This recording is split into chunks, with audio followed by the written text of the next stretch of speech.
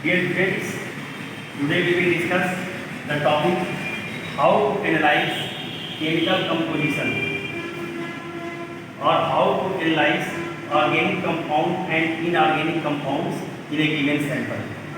इस टॉपिक में हम ये देखेंगे कि अगर आपको सैंपल दी गई है प्लांट या एनिमल की, तो वहाँ उसमें बायोमोलिक्यूल में ऑर्गेनिक कंपाउंड क्या होंगे और इनऑर्गेनिक कंपाउंड क्या होंगे, कैसे इसकी एस्टिमेशन करेंगे आप।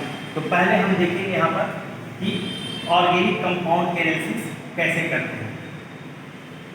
इस एनालिसिस के लिए सबसे पहले हम सैंपल लेंगे और सैंपल हमारी या तो लीवर की सेल्स होंगी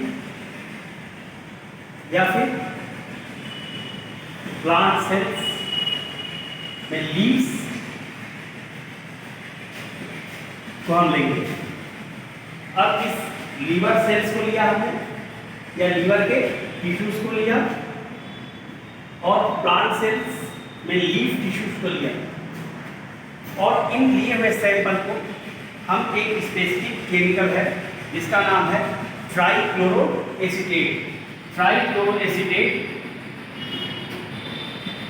हम लेंगे।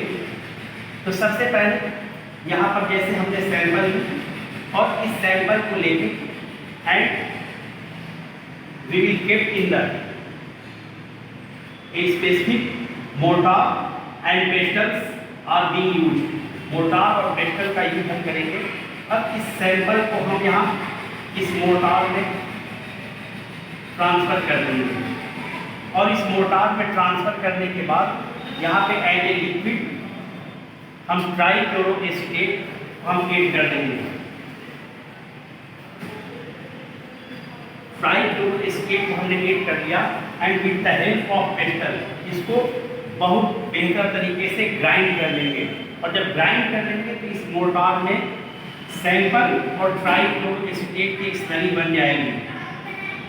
स्लरी ऑफ सैंपल, और सैंपल में लीवर टिश्यू हो गई या प्लांट टिश्यू हो गया। अब इस स्लरी को हम फिल्टर करेंगे, और फिल्टर करने के लिए वी विल यूज चीज क्लॉथ। अब जब चीज क्लॉथ की सहायता से जब हम इसे फिल्टर करेंगे तो फिल्टर करने के बाद तो हमको कंपोनेंट मिलेंगे। एक वेसल्स में जब हम कंपोनेंट मिलेगा तो एक होगा फिल्ट्रेट होगा, इसको कहेंगे हम फिल्ट्रेट, और दूसरा कंपोनेंट जो चीज क्लॉथ के ऊपर रह जाएगा उसे हम टेक्निकली कहते हैं रिटेंटेट। अब ये फिल्टर करने के बाद दो कंपोनेंट मिले, एक हो गया फिल्ट्रेट और एक हो गया रिटेंटेट। तो जो फिल्ट्रेट होगा वो होगा एसिड सॉल्युबल पूल, और रिटेंटेट होगा ये होगा एसिड इनसॉल्युबल पूल या फ्रैक्शन। और इसी एसिड सॉल्युबल पूल में जो हमको एसिड सॉल्युबल पूल यहाँ पर मिल रही है, आप यहाँ पर ध्यान से देखेंगे एसिड सॉल्युबल पूल मिल रही है। इस एसिड सॉल्युबल पूल में ही all the biomolecules will exist. जितने भी बायोमोलिक्यूल्स हैं वो अवेलेबल होंगे, या यूँ कहें हम कि जितने भी ऑर्गेनिक कंपाउंड्स हैं बायोमोलिक्यूल्स में ऑर्गेनिक कंपाउंड्स हैं ये अवेलेबल होंगे। तो फिर से एक बार प्रोसीजर को समझ लें, ये एनालाइज कैसे करेंगे। गिवन सैंपल को ऑर्गेनिक कंपाउंड हम पहले ऑब्टेन किया है, तो ऑर्गेनिक कंपाउंड को ऑब्टेन करने के लिए पहले हम सैंपल को लेंगे।